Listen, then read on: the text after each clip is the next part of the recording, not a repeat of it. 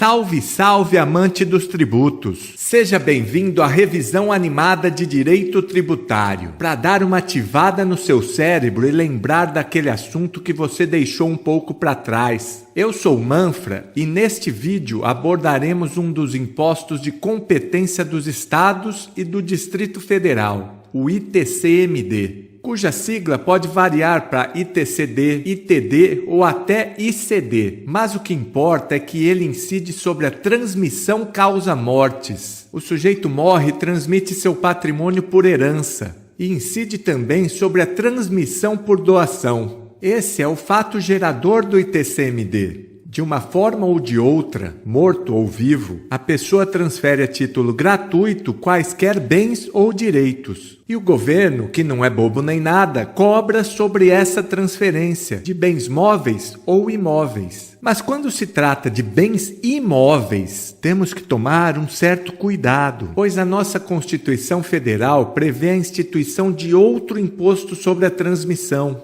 o ITBI, de competência dos municípios e do DF, incidindo sobre a transmissão onerosa entre vivos, envolvendo bens imóveis ou direitos a eles relativos. Assim, se a transmissão de um bem imóvel é feita por causa-mortes ou doação, incide ITCMD. Se for por ato oneroso, como contrato de compra e venda, ITBI. Entretanto, nenhum deles incide sobre transmissões originárias, como ocorre na uso capião. Deve ser uma transmissão que envolva transferência de titularidade. Deixando agora o ITBI um pouco de lado, vamos às principais regras constitucionais do ITCMD. Trata-se de um imposto com função fiscal. Sua finalidade é arrecadar, trazer dinheiro para os cofres públicos. Ele está sujeito à legalidade e à anterioridade, tanto anual quanto nonagesimal. Portanto, a alteração de suas alíquotas deve obedecer a esses princípios. E olha que interessante, a nossa Carta Magna dispõe que o ITCMD terá suas alíquotas máximas fixadas pelo Senado Federal. Você já se perguntou por que o Senado e não a Câmara ou o Congresso? Lembre-se que o Senado que é o representante dos estados. Nada mais justo que ele seja o intermediador. O Senado também mete o bedelho nos dois outros impostos estaduais, no IPVA e no ICMS. Guarde que esta lista dos estados é exaustiva. O DF, como tem competência cumulativa, já que não se divide em municípios, a lista é mais extensa, acumula os impostos estaduais, ITCMD, ICMS, IPVA, e municipais, ISS, IPTU e ITBI. Veja o ISS. Como é um tributo municipal, tem as suas alíquotas mínimas e máximas fixadas pelo Congresso Nacional, por meio de lei complementar. O Senado cuida dos impostos estaduais. Através de resolução, deve fixar as alíquotas máximas para o ITCMD, as alíquotas mínimas para o IPVA e as alíquotas nas operações e prestações interestaduais e de exportação do ICMS. Esse termo não é mais aplicado por causa da imunidade do ICMS nas exportações, mas ainda assim pode ser cobrado em prova na literalidade. Resolução do Senado também pode fixar as alíquotas máximas e mínimas nas operações internas para o ICMS. Pode. Veja que essa daqui é facultativa. As outras todas são obrigatórias. Muita atenção! No caso do IPVA, a intenção é diminuir a guerra fiscal entre os estados. Então, a ideia foi fixar alíquotas mínimas. Já no caso do ITCMD, querem evitar o abuso dos estados. Portanto, é o limite máximo das alíquotas que é fixado, que hoje em dia é de 8%.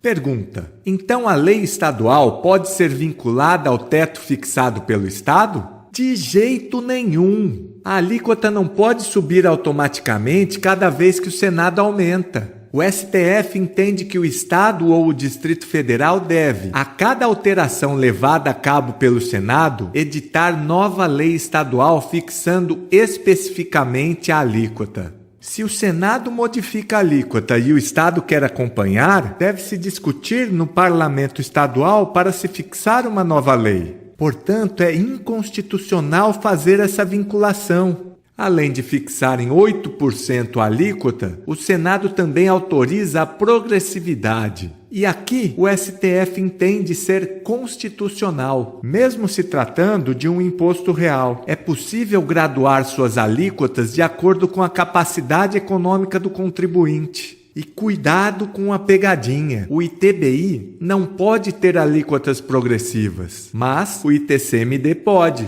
Se quiserem, os estados podem prever em lei alíquotas progressivas. Aumento percentual conforme aumenta a base de cálculo. Quem recebe uma herança de 100 mil é diferente de quem recebe uma herança de 100 milhões. E as alíquotas também podem ser diferentes. 2% e 4%, por exemplo. Tratando diferente quem é diferente, obedecendo assim ao princípio da isonomia.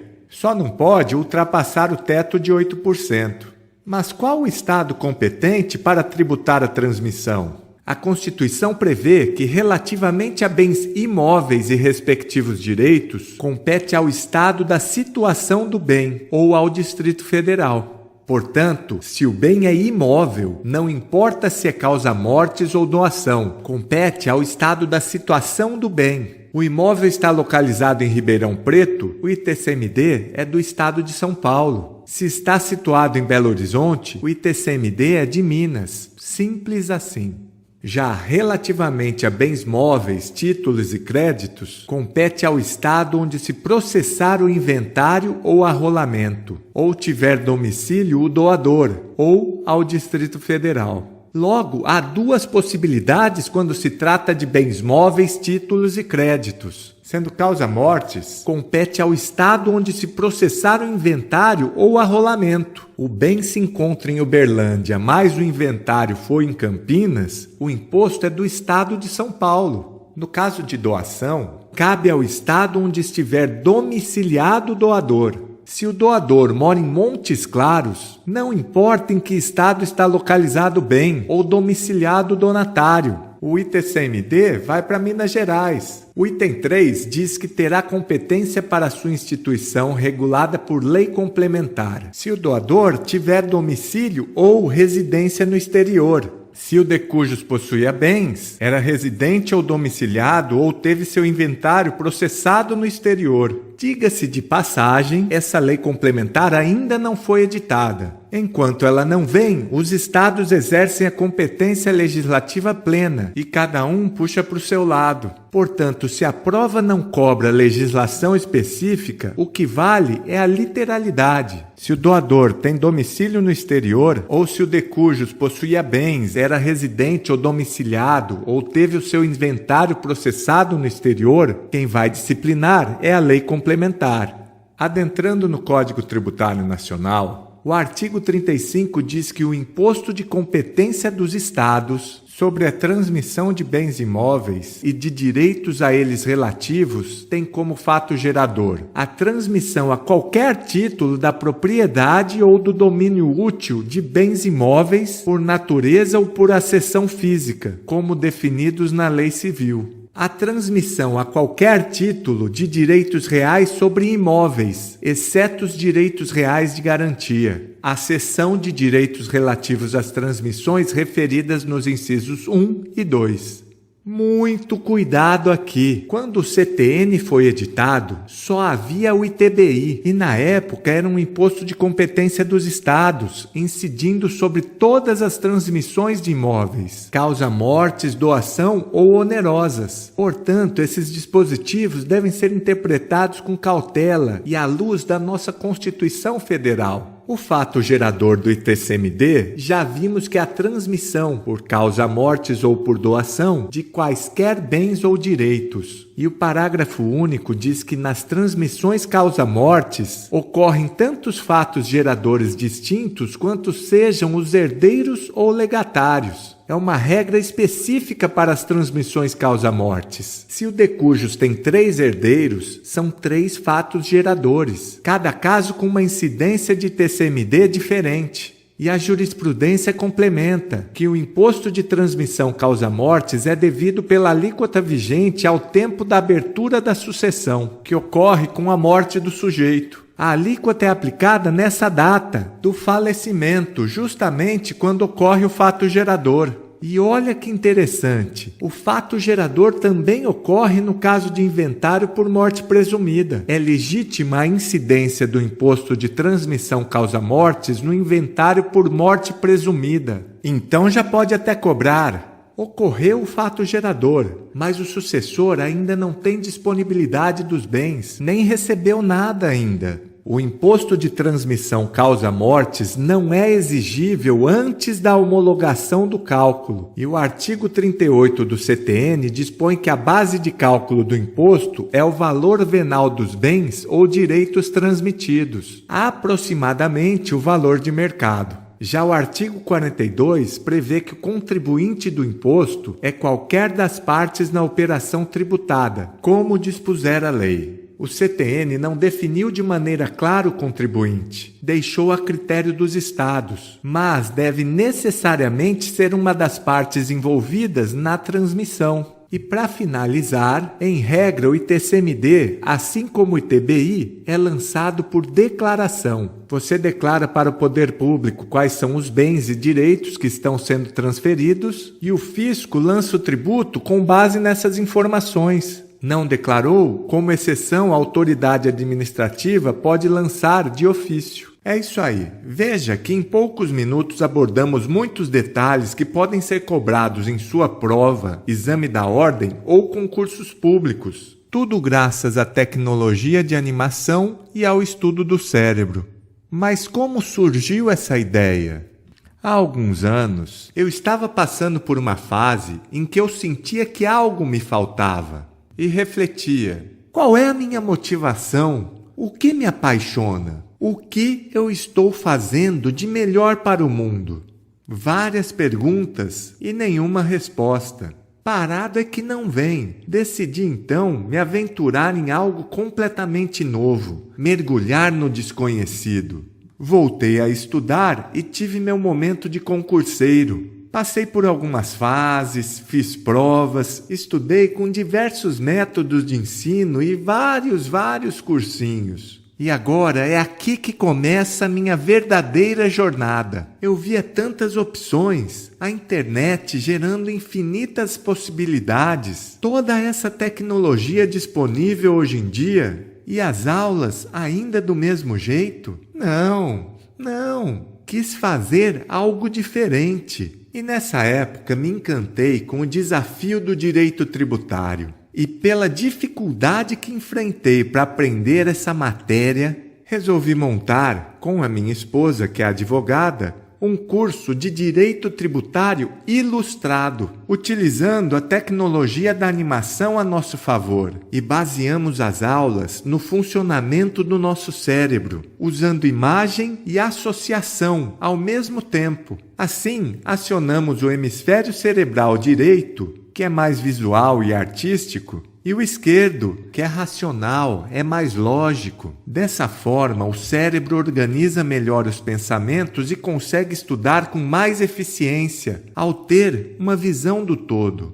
Mas e agora? O que fazer para fixar todo esse conhecimento na memória? Veja que a aula é enxuta, compacta, acelerada. E tudo isso é proposital, justamente para facilitar o aprendizado e a repetição. É isso mesmo, é imprescindível repetir as aulas.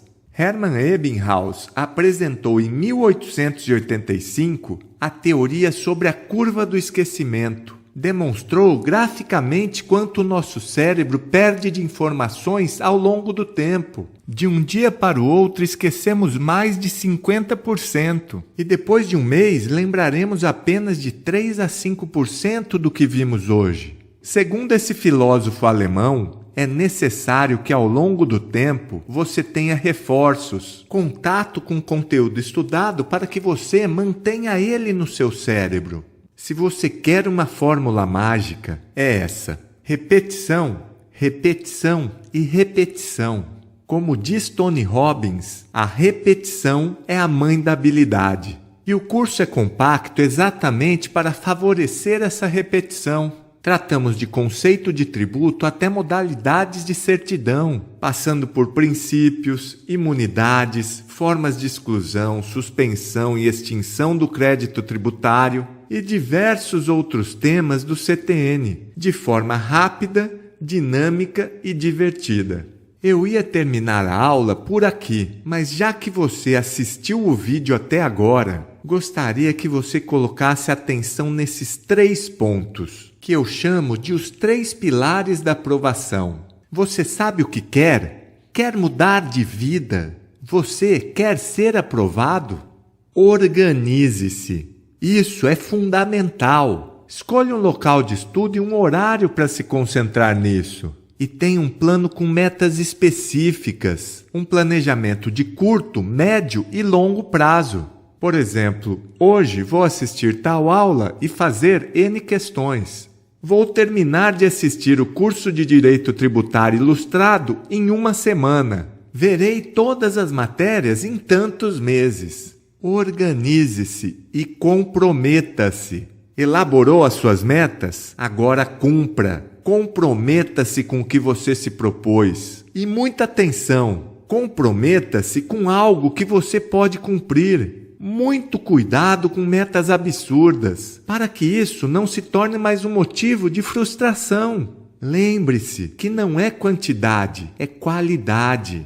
Foco no aprendizado. Evite as interrupções e elimine as distrações. O que você quer é ou não é importante para você? Não é o seu objetivo? Não é o que você quer? Torne então esse seu horário de estudo um momento sagrado. Tire esse tempo para você e busque colocar 100% de sua atenção no que você vai fazer, para que todo esse sacrifício valha a pena. Organize-se, comprometa-se e confie. Acredite em si mesmo. Valorize-se. Com certeza você tem habilidades e talentos que muitas pessoas gostariam de ter. Desconfie de promessas milagrosas, porque o sucesso é o resultado de um trabalho contínuo. Um passo hoje, um amanhã, outro depois, e você evolui dia a dia, constantemente. A cada passo que você dá, fica mais próximo do seu objetivo. Confie em si mesmo. Portanto, organize-se, comprometa-se e confie. Acredite em si mesmo. Com o tempo e esforço, grandes resultados virão.